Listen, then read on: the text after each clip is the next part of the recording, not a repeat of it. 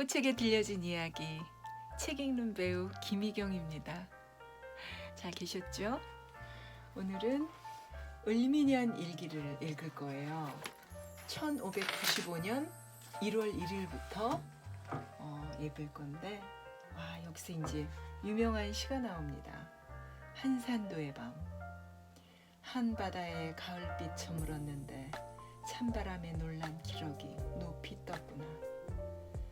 가슴에 근심 가득 잠 못 드는 밤, 새벽달 창 너머로 칼과 활을 비추네. 네. 자, 그러면 을미년 일기 1월 읽겠습니다. 1일 맑음. 촛불을 밝히고 혼자 앉아 나라일을 생각하니 눈물이 저절로 흐른다. 새벽엔 여러 장수들과 색군들이 와서 해가 바뀐 인사를 한다. 원전, 윤원심, 고경은 등이 와서 보았다. 색군들에게 술을 먹였다. 7일 맑음. 홍양 배홍립과 방언순과 함께 이야기했다. 남해에서 항복한 외인 야요몽이 와서 인사를 했다. 21일 종일 가랑비가 내렸다. 장흥이 왔는데 그에게서 순변사 이일의 처사가 극히 형언할 수 없고 나를 해치려고 몹시 애쓴다는 말을 들으니 참으로 우습다. 26일 흐리고 바람이 불었다. 탐선이 들어와서 흥양을 잡아갈 나장이 온다고 한다. 2월 1일 맑고 바람이 불었다.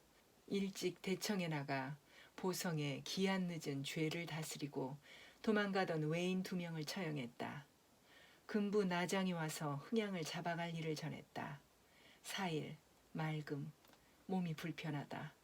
장흥과 우후가 왔다. 원수부의 회답 공문과 종사관의 답장도 왔다. 11일 비가 내리다가 늦게 잠깐 갰다. 황숙도와 허주와 변존서가 왔다. 종일 공무를 보았다. 저물녘에 임금의 분부가 왔는데 둔전을 조사하라는 것이었다. 17일 맑음. 군사들의 아침밥을 재촉해 먹여가지고 바로 우수영 앞바다에 이르니 성 안에 있던 외놈 7명이 우리 배를 보고 도망가므로 그대로 배를 돌려 나왔다. 장흥과 신조방장 신호를 불러 종일 계책을 의논하고 진으로 돌아왔다. 20일 맑음. 우수사, 장흥, 신조방장이 와서 이야기하는데 원균의 고약한 짓을 많이 전한다. 참으로 놀랄 일이다. 29일 맑음. 고여우가 창신도로 나갔다. 배수사가 와서 둔전 만들 일을 의논했다. 3월 1일 맑음. 삼도의 과동과 군사들을 모아놓고 위에서 하사하시는 무명배를 나누어 주었다. 9일 맑음. 늦게 대청으로 나갔다. 방답의 새 첨사 장린, 온포의 새 만호 이담이 공적에 대한 인사를 행했다. 진주 이곤변이 보러 왔다. 11일 흐리고 바람이 몹시 불었다. 사도시의 주부 조형도가 와서 좌도에 있는 적의 행세와 항복한 외병들의 일을 말하기를 히데요시가 출병한 지 3년이나 되었는데도 종시 아무런 보람도 없기 때문에 군사를 더 내어 부산에 진영을 만들려 하는데 3월 11일에 바다를 건너오기로 결정했다고 한다. 17일 비가 멎을 것 같다. 아들면과 허주와 박인영 등이 돌아갔다. 이날 군량을 계산하여 표를 붙였다. 충청 우후 원유남이 보고하기를 수사 이계훈이 불을 내고 물에 빠져 죽었으며 군관과 격군 도합 140여 명이 불타 죽었다 하니 참으로 놀라운 일이다.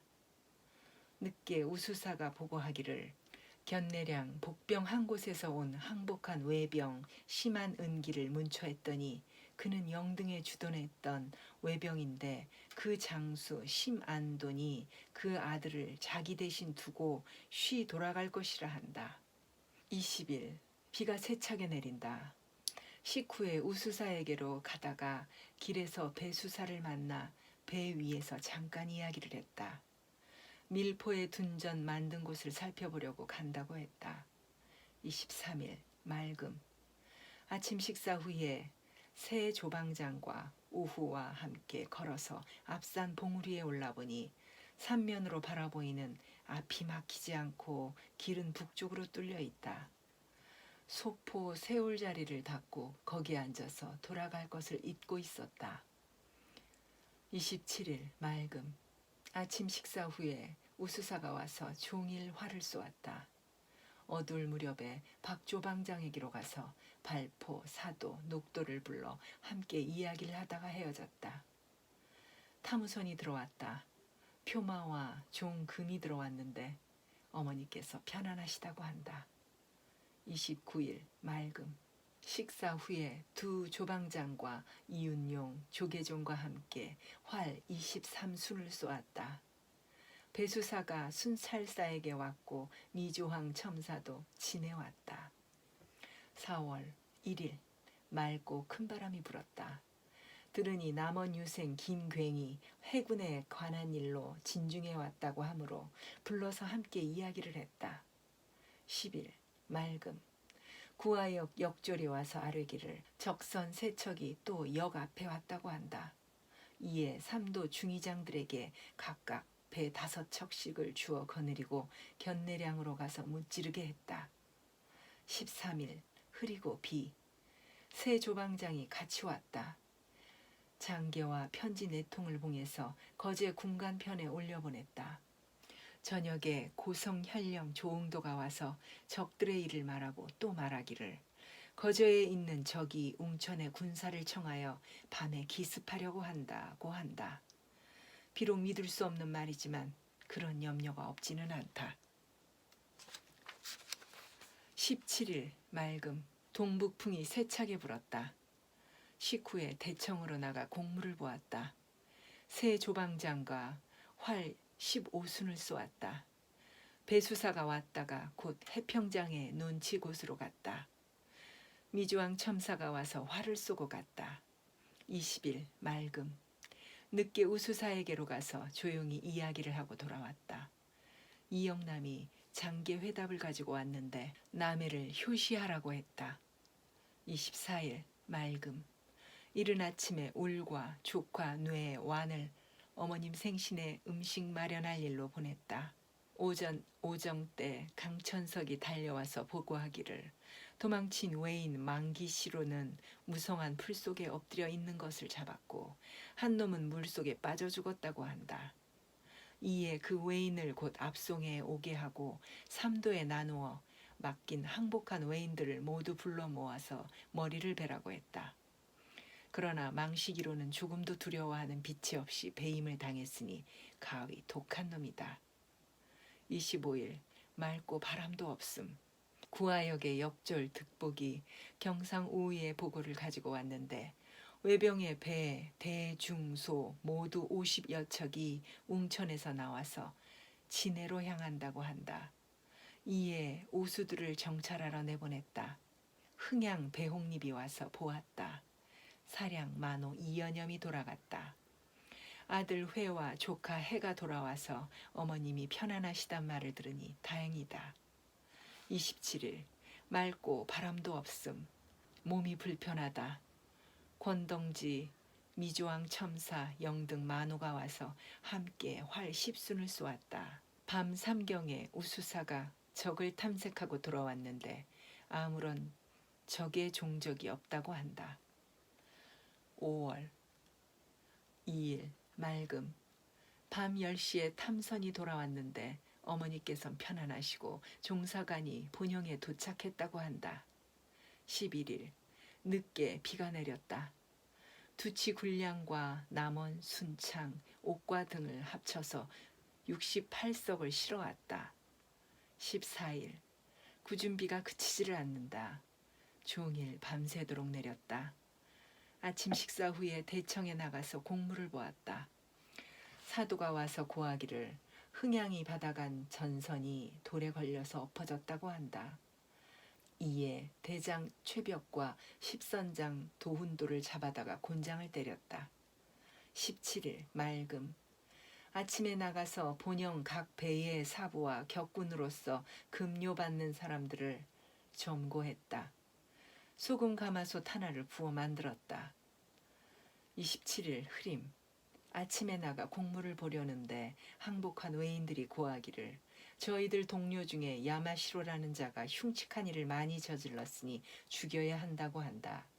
이에 그 외인을 시켜 목을 베게 했다. 활 20순을 쏘았다. 29일 비바람이 그치질 않는다. 사직의 영험을 힘입어 겨우 조그만 공을 세웠는데 임금의 총애가 분에 넘친다. 장수의 직책을 띤 몸으로서 티끌만큼도 보답하질 못하니 부끄러움을 금할 수 없다.